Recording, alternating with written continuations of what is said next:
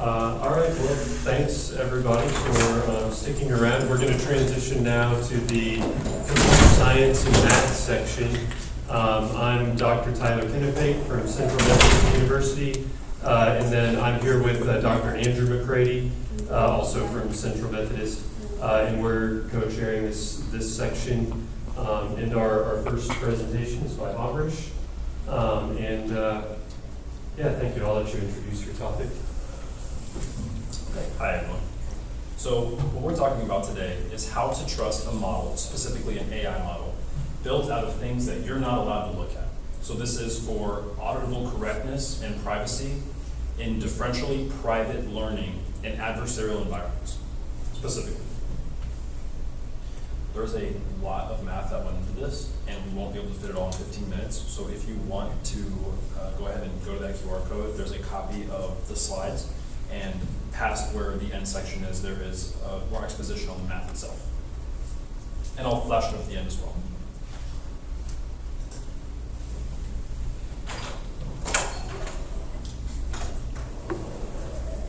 Okay, so the big problem is that if the data that you're training on is public, it's very easy to understand and check if a model was trained correctly or incorrectly. You can do it yourself and verify the results.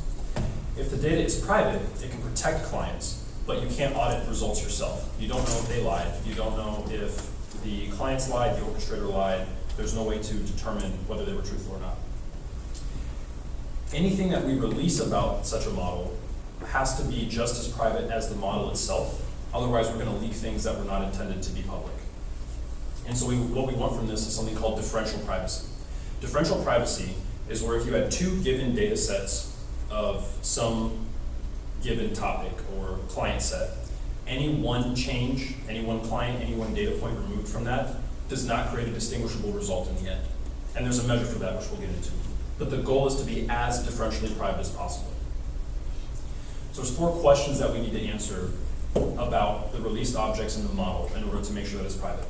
The first is how much can we learn about those clients? The second is were client updates to the model computed honestly? Thirdly, did the server or the orchestrator follow the declared client selection process? So did they get those updates from the right people?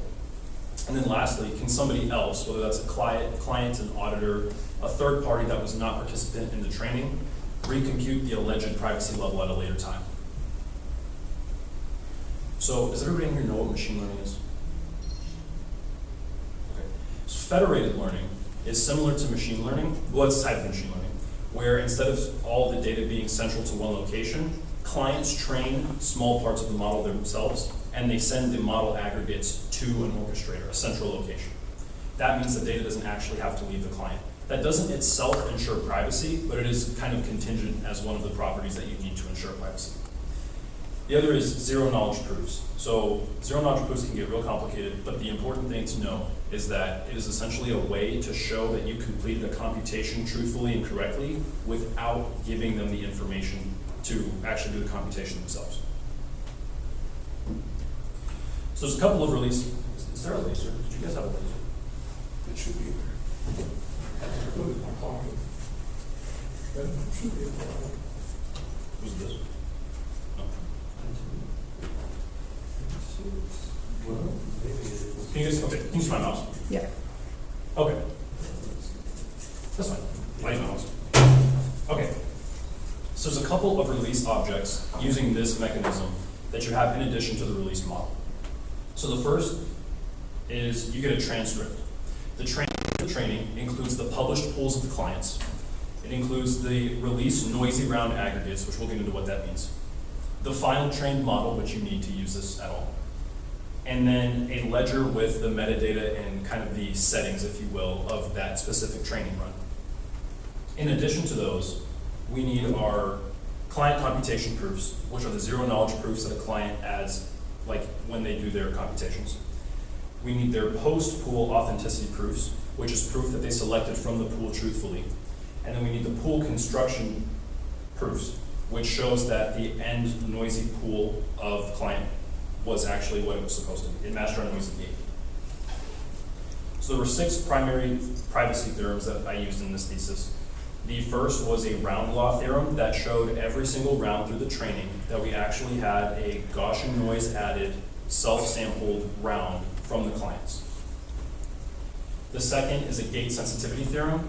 This is really important for the differential privacy aspect in that any update from any one client can only be of a certain magnitude. If there's a really large magnitude that comes from a couple of specific clients, you can perform unmasking attacks on them and their data. So if their data is wildly different or it is incredibly utility having to the end model, it's going to have a really high score and it's going to have a high magnitude. So reducing the absolute magnitude is really important. Third, we have the public transcript privacy theorem, which we just looked at.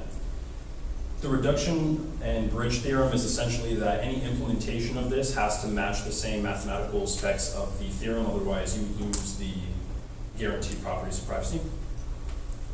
We have a composition and accountant theorem. This is how we figure out how much privacy cost we had per round and then summate it to the total privacy cost of training the model. And then finally, the audit ledger reproducibility theorem. This is a theorem that allows any third party that has the model and the release objects to reproduce the training and know that it was private without actually leaking client data. And just because we were talking about the composition theorem, so your epsilon is your total privacy cost. So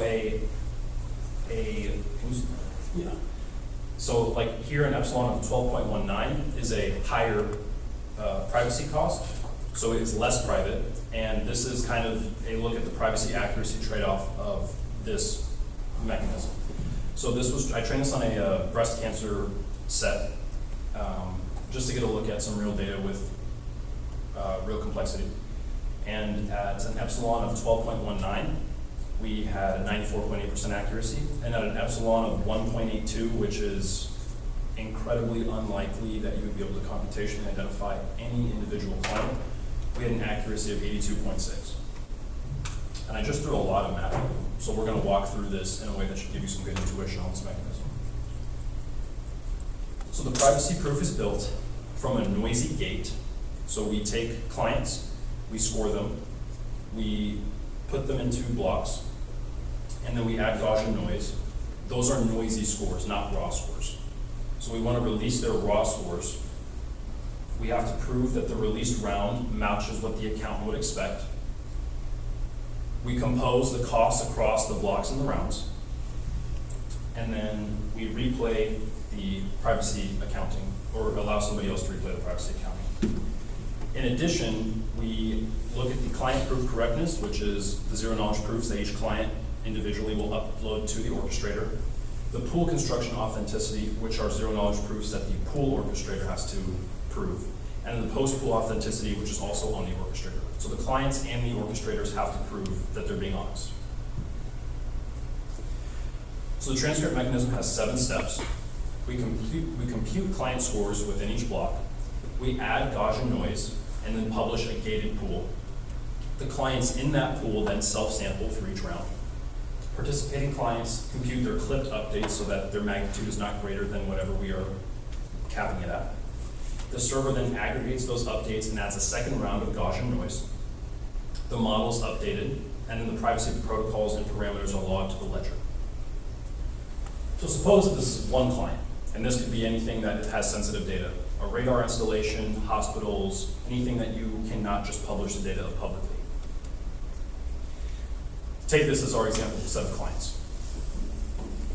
We then block those clients off. So one block here is going to be our example block of clients. Here's our 96 clients split into their blocks. So here we have an example of one block of 6 clients. We then score those 6 clients. So a higher score is more utility having, a lower score is less utility having. We then add Gaussian noise to each one of those scores. Now, something that you'll see here is that a 0.92, this is out of 1. So a 0.92 was dropped to a 0.81, and a 0.79 was raised to a 0.85. It's very important that the top performers in any given block can be rearranged by the noise, because this maps who is necessarily the top performer. Next round, the noise may be different, and the actual top performers may look different, but it still has utility to the actual training of the model. We then take the clients that have the highest noisy scores, remember always noisy scores, never raw scores, and then we publish our pool P sub j. This is where, and I'm running a little tight on top. This is where they have to prove that the pool with the zero knowledge proof matches what we would expect. As at a later point in time, the third party can go through, look at the published pool, and recompute the zero knowledge proof themselves. If it doesn't match, they know that the orchestrator changed something here. Every participant in the pool self-samples using the Bernoulli self-sampling algorithm, and they draw a participation bit. A participation bit of 1 means they participate, a participation bit of 0 means they do not participate. This is in control of the clients and never the orchestrator. So this means the orchestrator cannot pick and choose who is participating in any given round. That's up to the clients. We then, so these arrows are essentially the magnitude of the update. So if it's greater than this orange circle, which is meant to signify the clipping gate rule, then we have to cut it down. We have to reduce the magnitude of the update. If it's less than the order, we don't have to change anything. And this gives us our vector updates 1 and 2 in this example. This is where they have to compute their zero knowledge proof and prove that whatever they did on the data, whatever relation you're looking for from the data in the training, was done correctly. So they then update their vector proof and the actual update vector itself.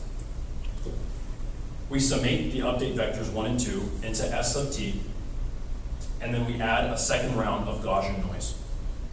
That gives us our Y of t, or our released round noisy output.